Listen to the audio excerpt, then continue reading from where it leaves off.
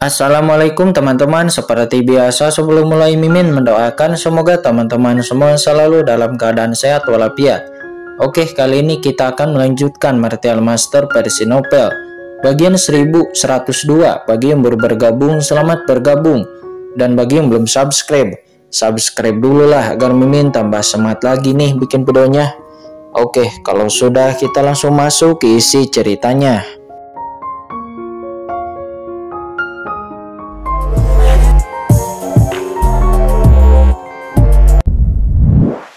Kelangsungan hidup Kincen di medan perang 10.000 ras menjadi lebih aman. Sudah waktunya untuk pergi dari sini, kata Kincen matanya berkedip. Dan dia pun langsung keluar dari gua. Dia keluar dari camp dan dia tidak menyembunyikan sosoknya. Dan sosok Kincen langsung terbang keluar dari camp kultivator biasa ini. Tuanku, anak itu telah meninggalkan gua dan sepertinya dia telah pergi ke luar camp. Begitu Kincen keluar dari gua, dia diawasi oleh banyak orang. Dan banyak orang itu pun cepat menyampaikan berita itu kepada Iblis Banteng Emas. Bagus, segera beri kabar ini kepada Tuan Jupeng, kata Iblis Banteng Emas. Dia berkata dengan penuh semangat. Dia pun mengguncang sosoknya dan menyapu ke kedalaman camp. Saat ini Kincen telah meninggalkan camp dari arah lain. Setelah dia tiba di luar camp, Kincen diam-diam memindahkan jalan takdir di tubuhnya.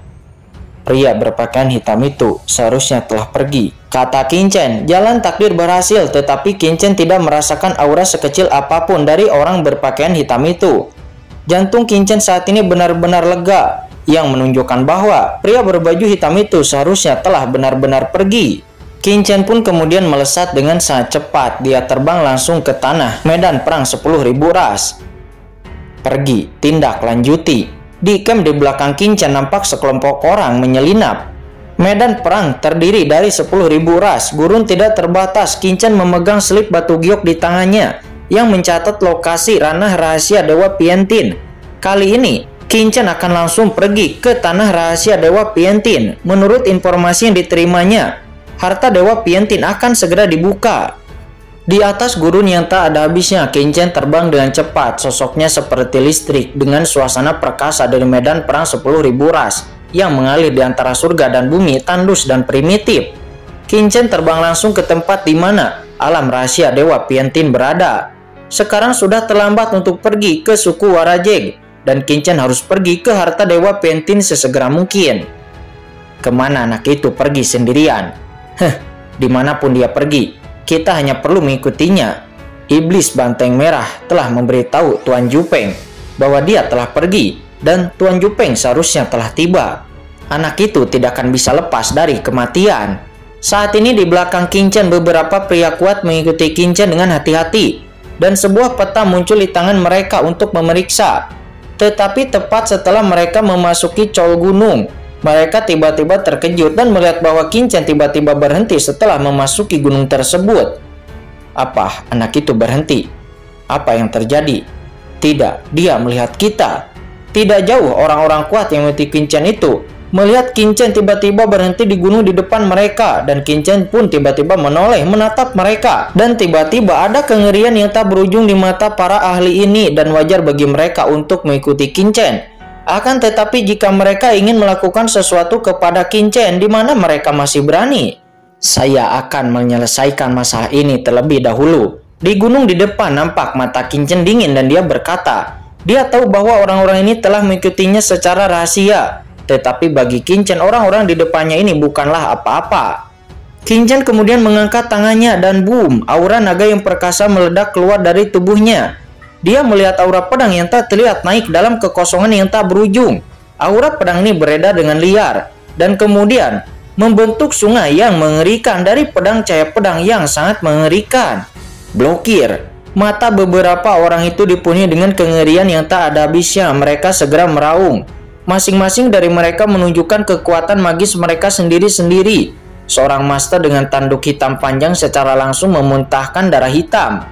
Ada juga seorang master di bawah serangan Kincen itu, tubuhnya pun langsung berubah menjadi abu. Dan semua jenis harta melonjak naik ke langit, mekar dengan berbagai warna cahaya. Orang-orang kuat ini satu persatu tampak kejam, mencoba menghentikan serangan Kincen. Secara alami mereka tidak berniat untuk bertarung, tetapi mereka hanya berniat untuk menahan Qin Chen sementara waktu, dan mereka hanya perlu menunggu Tuan Yupeng datang dan mereka akan aman. Akan tetapi sayangnya sebelum Tuan Yupeng bisa datang, mereka benar-benar tidak bisa memblokir serangan Qin Chen ini. Tidak, orang-orang ini pun meraung marah, mata mereka bulat dan tubuh mereka pun tersapu oleh sungai pedang tanpa akhir, dan sosok mereka pun menghilang berubah menjadi abu. Di dalam kekosongan, kekuatan dan darah orang-orang ini memenuhi udara, dan Qin Chen mengeluarkan token pasar gelap dan langsung menyerap manfaat dari membunuh orang-orang ini. Setelah mendapat poin prestasi dari membunuh orang-orang ini, kemudian Qin Chen mengangkat kepalanya. Samar-samar Qin Chen merasa bahwa di langit yang jauh ada aura yang mengerikan. Napas yang dengan cepat datang ke arah sini. Ahli yang mulia bumi, Yupeng, kata Qin Chen. Dia melirik ke kejauhan dengan mata yang dingin. Jangan biarkan aku bertemu denganmu lagi di lain waktu, kata Qin Chen. Seluruh tubuhnya bergetar dan dengan cepat dia pun melarikan diri ke kekosongan.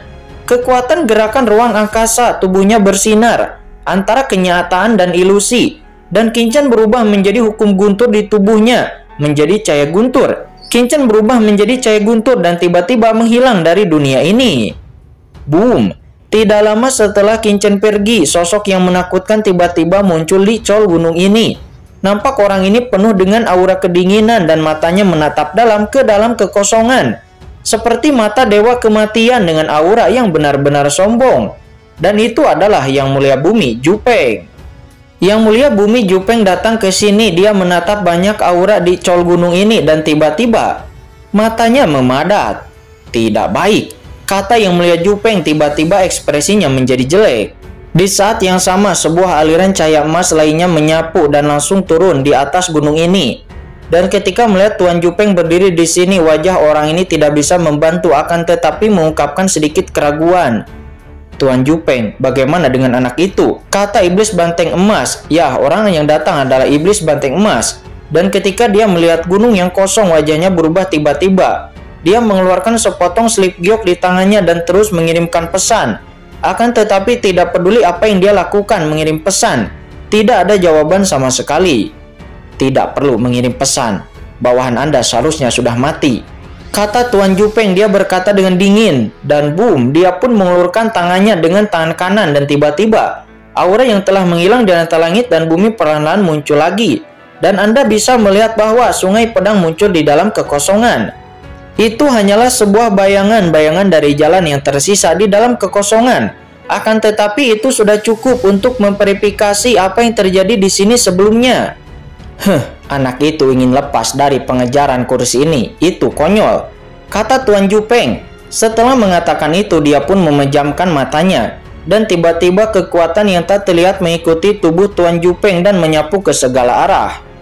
Kekuatan-kekuatan ini dengan paksaan yang perkasa tersapu ke segala arah dengan kecepatan yang menakjubkan. Teknik ketiadaan, kata iblis banteng emas. Ekspresinya terkejut. Dia mengetahui kekuatan tak terlihat ini adalah hukum kekosongan yang terkenal dari Tuan Yupeng. Dan di bawah kekosongan yang mengintip surga ini, Tuan Yupeng dalam radius 1 juta mil. Tidak mungkin bagi siapapun untuk bisa menghindari pelacakan Tuan Yupeng. Dalam kekosongan di sisi ini, napas tak terlihat terus menyebar keluar 10.000 li, 100.000 li, 1 juta li. Kekuatan yang kuat ini terus menyapu dan langsung menyelimuti jutaan mil dari surga dan bumi ini. Dalam radius jarak 1 juta li, hampir semua napas muncul di benak Tuan Yupeng. Tuanku, apakah kamu menemukannya? Kata iblis banteng emas. Dia berbicara. Niat membunuh melonjak di tubuhnya. Qin Chen ini benar-benar berani membunuh orang-orangnya dan hatinya secara alami dipenuhi dengan niat membunuh. Oke. Tetapi Tuan Yupeng mengerutkan kening dan dalam persepsinya tidak ada napas Qin Chen sama sekali. Mustahil, kata Tuan Yupeng. Dia membuka matanya dengan ekspresi yang luar biasa di matanya.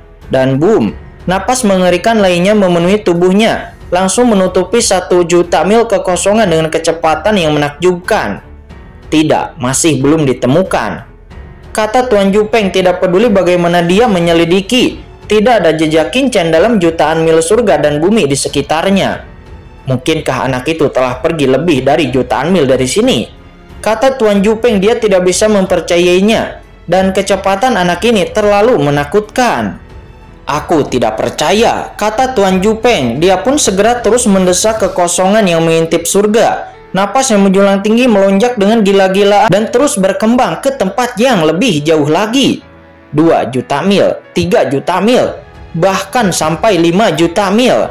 Akan tetapi bahkan setelah batasnya telah ditambah hingga 5 juta mil, kincen ini masih tidak dapat ditemukan. Mustahil. Tuan Jupeng membuka matanya dan hatinya tenggelam sepenuhnya. Dia menyelidiki dengan hati-hati untuk waktu yang lama dan akhirnya harus mengakui bahwa kincen telah lolos dari persepsinya dan kincen telah menghilang di medan perang 10.000 ras ini. Kurang ajar. Tuan Jupeng memberikan teriakan dingin dan bergemuruh. Col gunung ini meledak secara langsung. Bebatuan yang tak terhitung jumlahnya berubah menjadi partikel-partikel hitam dan langsung menghilang. Dan Tuan Jupeng melihat sekeliling dengan marah. Tuan Jupeng, kata iblis banteng emas. Dia bertanya gugup dan dia juga melihat ada sesuatu yang salah. Anak itu sudah melarikan diri.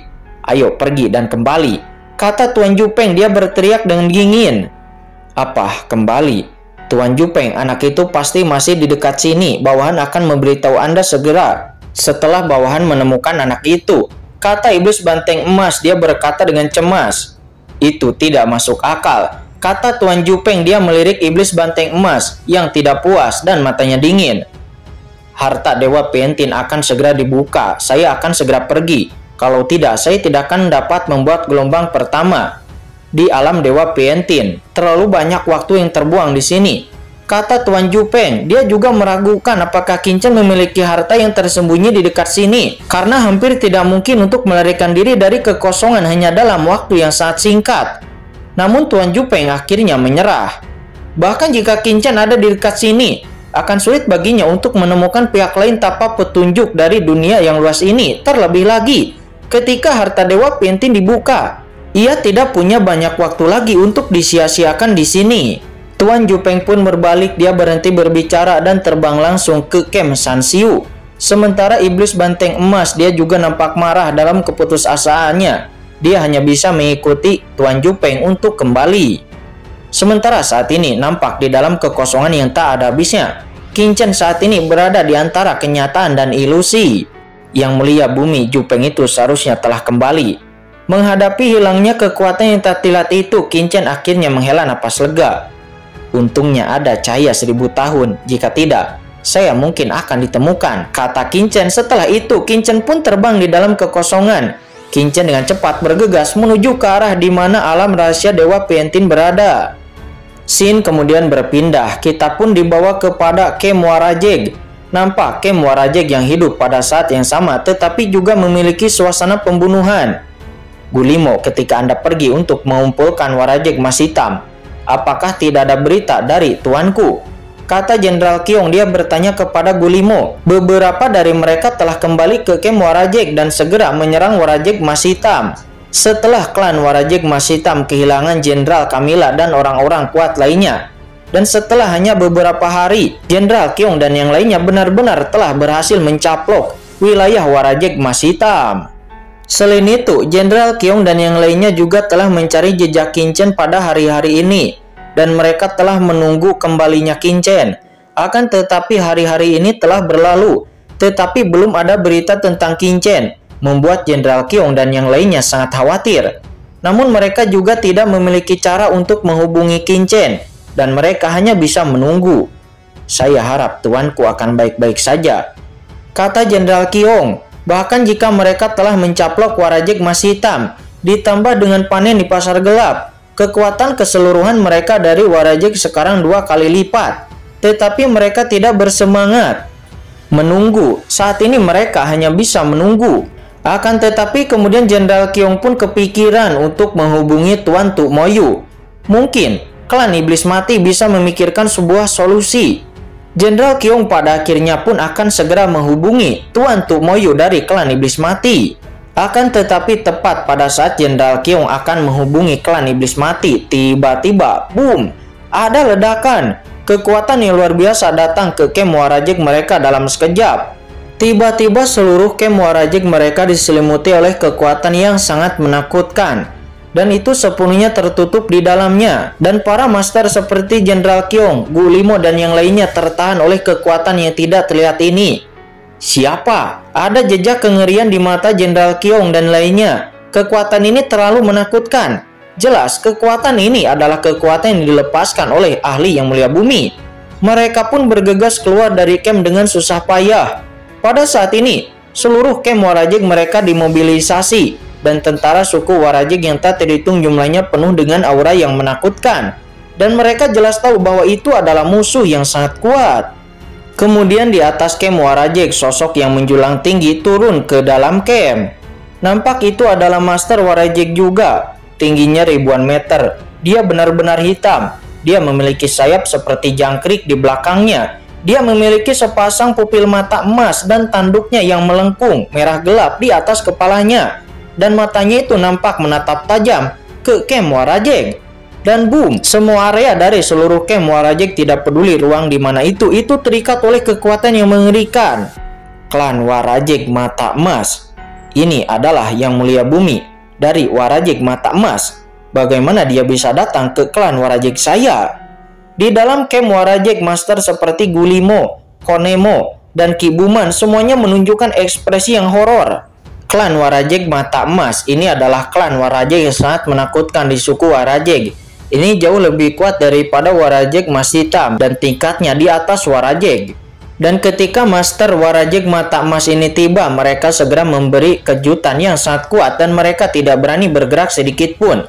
Belum lagi, hanya dengan kekuatan ahli yang mulia bumi dari Warajig Mata Emas itu sendiri, ia dapat memiliki kekuatan untuk menghancurkan seluruh suku Warajignya. Bahkan jika mereka memiliki kemampuan untuk melawan, mereka tidak akan berani melawan pada saat ini. Karena begitu mereka menyinggung klan Warajig Mata Emas ini, maka mereka benar-benar akan dimusnahkan dari suku Warajig.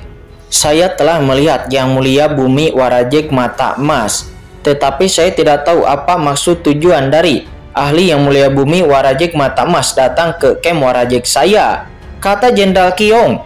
Dia pun dengan cepat melangkah maju dan memberi hormat dengan sangat hormat. Akan tetapi dia sangat gugup karena dia belum pernah bertemu dengan suku Warajig Mata Emas ini. Dan dia juga tidak tahu mengapa pihak lain datang. Apakah Anda pemimpin camp Warajig ini, Jenderal Kyong? Kata master yang mulia bumi Warajig Mata Emas itu. Ya, ini bawahan, kata Jenderal Kyong. Dia berkata dengan hormat. Akan tetapi hatinya tenggelam. Dan pihak lain bisa mengetahui namanya. Dan jelas pihak lain datang ke sini dengan sengaja. Camp Warajig. Jejak hawa dingin melintas di mata emas dari yang mulia bumi itu. Dan seketika, tekanan yang mengerikan langsung menyapu kepada Jenderal Kyong dan membuat Jenderal Kyong benar-benar tidak berdaya. Tetapi Jenderal Kyong tidak berani melawan sedikit pun. Dia hanya mengatakan sesuatu dengan ngeri. Saya tidak tahu di mana suku Warajig saya telah menyinggung suku Warajig Mata Emas. Tolong untuk Master yang mulia bumi Warajig Mata Emas untuk mengatakan yang sebenarnya, kata Jenderal Kyong. Anda tidak tahu di mana Anda telah menyinggung kursi ini. Saya telah mendengar bahwa suku Warajig Anda telah berkolusi dengan umat manusia dan telah mengkhianati suku Warajig saya. Ketika Anda melihat kursi ini, Anda tidak dengan cepat menyerahkan pihak lain dan cepat jelaskan dengan jujur kepada kursi ini, kata yang mulia bumi dari Warajig Mata Emas itu. Aku tidak tahu apa yang Tuan Warajig Emas Hitam katakan, kata Jenderal Kyong. Dia berkata dengan kesakitan. Tetapi hatinya tenggelam karena dia tahu bahwa sesuatu yang terjadi ketika mereka mengikuti perintah Kincen. Tetapi dari mana Master Warajig Mata Emas ini mengetahuinya? Mungkinkah tuanku sebelumnya lolos dari pelacakan yang mulia bumi dan ahli yang mulia bumi itu meminta bantuan kepada Warajig Mata Emas, kata Jenderal Kyong di saat sebuah pikiran melintas di benaknya. Apakah kamu benar-benar tidak tahu? Kata Master yang mulia bumi dari Warajig Mata Emas itu. Dia pun segera menaikkan tekanannya kepada Jenderal Kyong. Seketika rasa sakit yang intens membuat wajah Jenderal Kyong menjadi lebih mengerikan. Tetapi dia hanya berkata, saya benar-benar tidak tahu apa yang Anda katakan. Apakah kamu benar-benar berpikir bahwa aku tidak berani membunuhmu? Kata Master yang mulia bumi dari Warajig Mata Emas itu. Jenderal Kyong, Anda tidak takut akan kematian. tetapi pikirkan tentang semua orang dari suku Warajeg Anda. Apakah itu layak hanya untuk mempertahankan aliansi manusia? Saya tahu tidak mudah bagi suku Warajeg Anda untuk tumbuh sampai saat ini. Sejauh yang saya tahu, Anda juga baru saja mencaplok Warajeg Mas Hitam, dan masih ada perjalanan yang panjang bagi suku Warajeg Anda. Dan selama Anda menyerahkan keberadaan pria itu dan menceritakan asal-usulnya kepada saya, maka saya akan membiarkanmu pergi, kata Master Warajeg Mata Emas itu. Tuan Mata Emas, aku benar-benar tidak tahu apa yang kamu bicarakan, kata Jenderal Qiong.